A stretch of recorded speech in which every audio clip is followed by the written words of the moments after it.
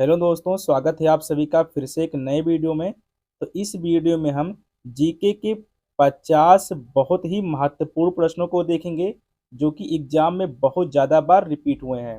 तो वीडियो दोस्तों काफ़ी ज़्यादा महत्वपूर्ण है, इसलिए इसको लास्ट तक जरूर देखेगा। और 50 में दोस्तों अगर आप 45 क्वेश्चन की भी आंसर स्वयं से कर पाते हैं तो आपका जो जनरल नॉलेज है वो काफ़ी ज़्यादा अच्छा है। तो पहला क्वेश्चन है दोस्तों, प्रथम कृत्रिम उपग्रह का क्या नाम था? तो दोस्तों प्रथम कृत्रिम उपग्रह का क्या नाम था, इसका करेक्ट आंसर होगा ऑप्शन बी, आर्यभट्ट। आर्यभट्ट दोस्तों ये प्रथम कृत्रिम उपग्रह है, ये आपको ध्यान रखना है। अगला प्रश्न है दोस्तों, क्वेश्चन नंबर दूसरा, ध्रुव तारा कहा जाता है? दोस्तों ध्रुव तारा किसको कहा जाता है? इसका सही उत्तर होगा ऑप्शन ए, उत्तरी तारा को।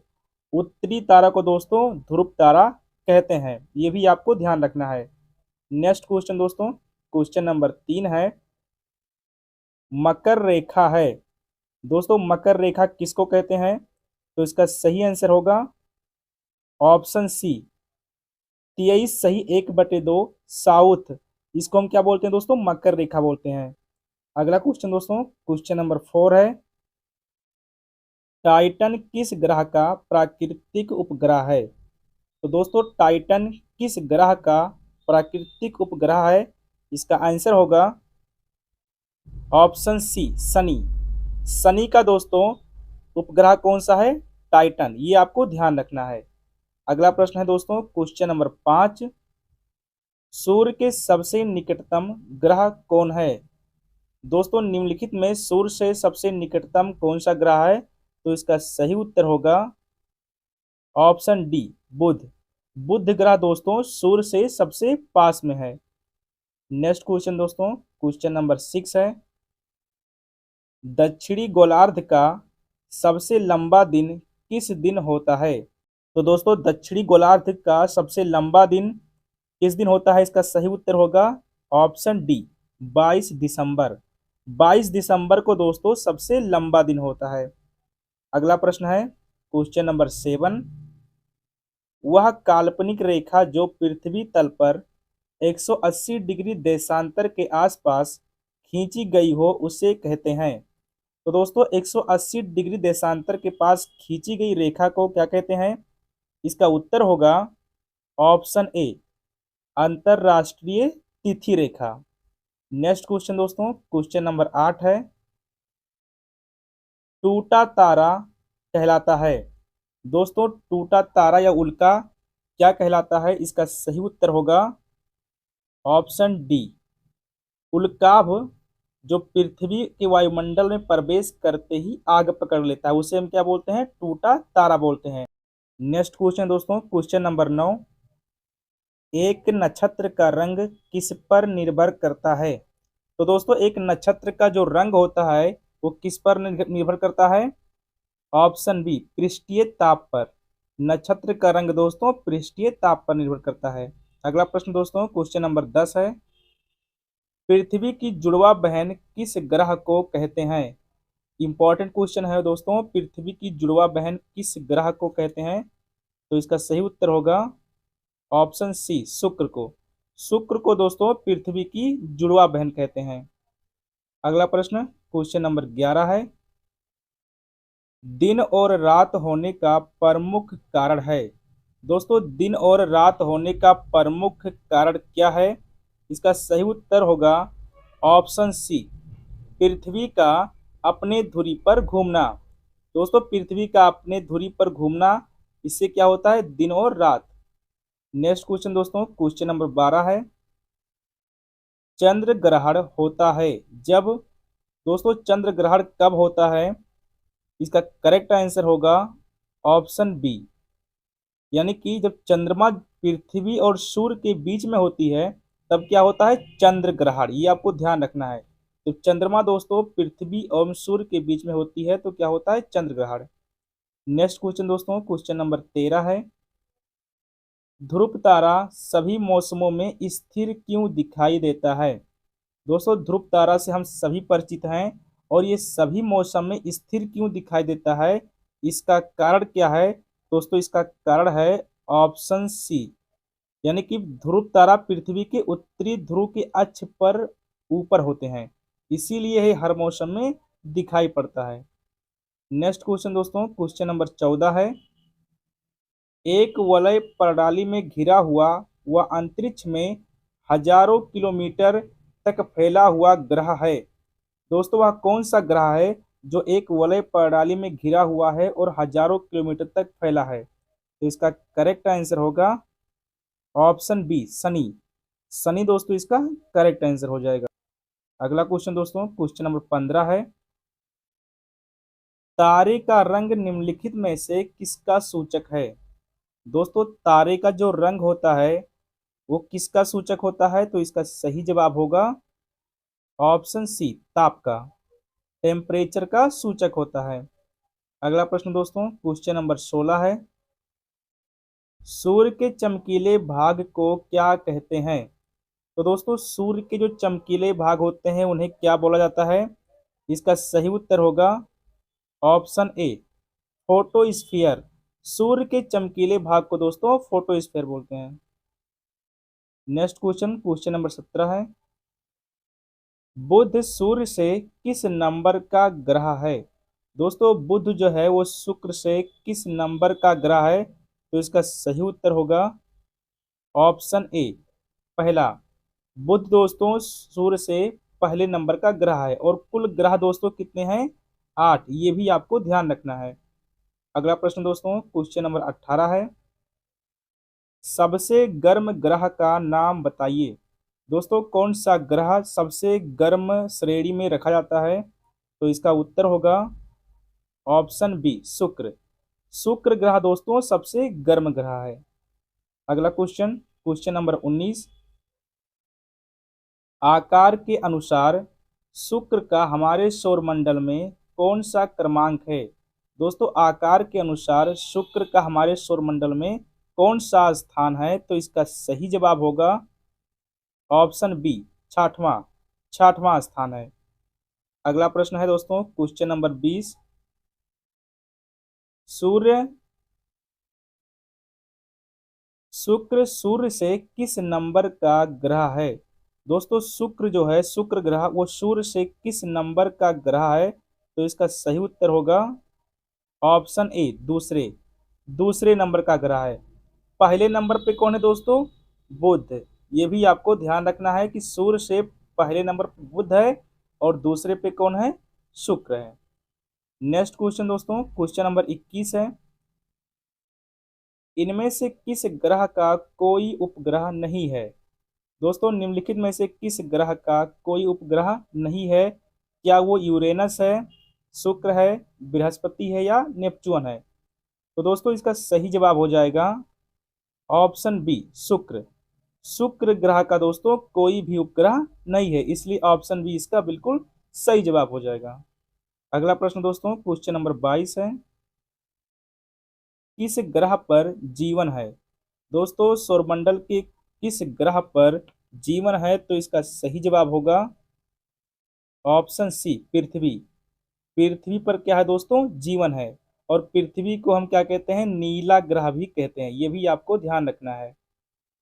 अगला प्रश्न दोस्तों, क्वेश्चन नंबर 23 है। पृथ्वी अपने धुरी के चारों तरफ किस दिशा में घूमती है? तो दोस्तों पृथ्वी जो है ये अपनी धुरी के चारों तरफ किस दिशा में घूमती है? इसका करेक्ट आंसर होगा ऑप्शन बी, पश्चिम से पूर्व।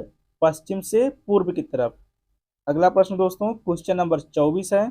पृथ्वी को और किस नाम से जाना जाता है?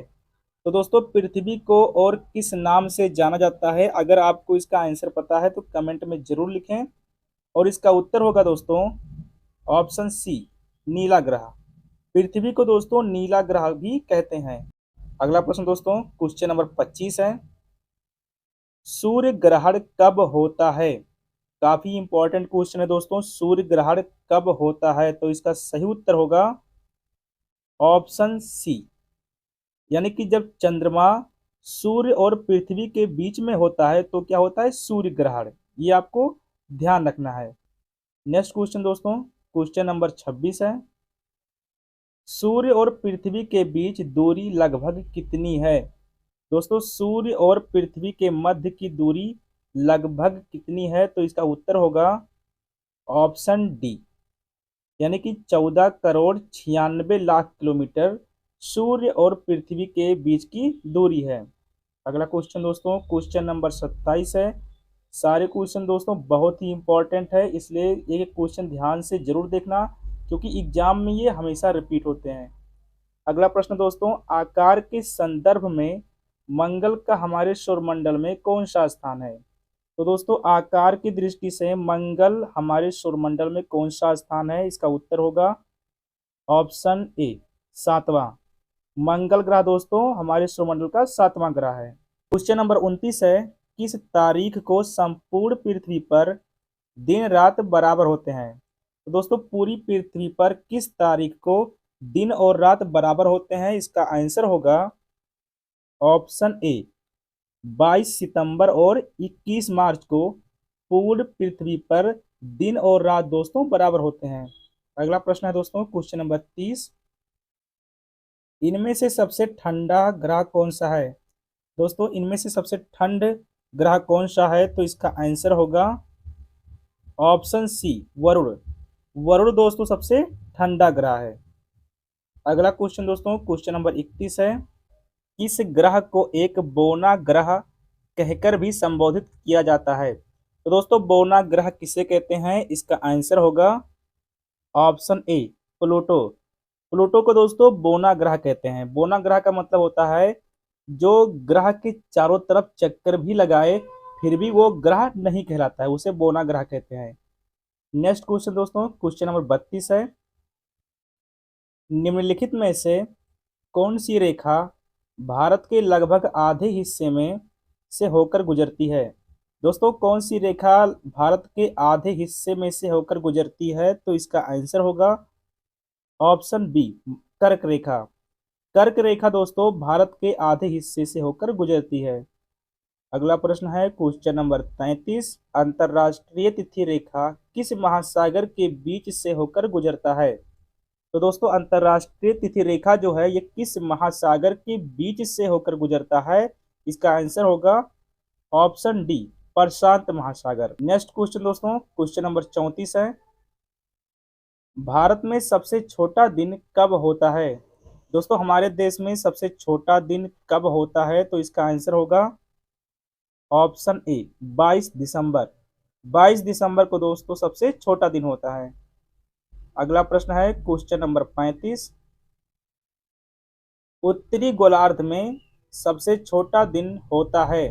दोस्तों उत्तरी गोलार्ध में सबसे छोटा दिन किस दिन को होता है? तो इसका आंसर होगा ऑप्शन बी, 22 दिसंबर। 22 दिसंबर को दोस्तों उत्तरी गोलार्ध में सबसे छोटा दिन होता है और 22 दिसंबर को दोस्तों भारत देश में भी सबसे छोटा दिन होता है। अगला प्रश्न है क्वेश्चन नंबर 36। उत्तरी गोलार्ध में वर्ष का सबसे लंबा दिन होता है? दोस्तों उत्तरी गोलार्ध में वर्ष का सबसे लंबा दिन किस तारीख को होता है? तो इसका आंसर होगा ऑप्शन बी, 21 जून। 21 जून को दोस्तों सबसे लंबा दिन होता है। अगला प्रश्न है क्वेश्चन नंबर 37। कौन से ग्रह को लाल ग्रह कहा जाता है?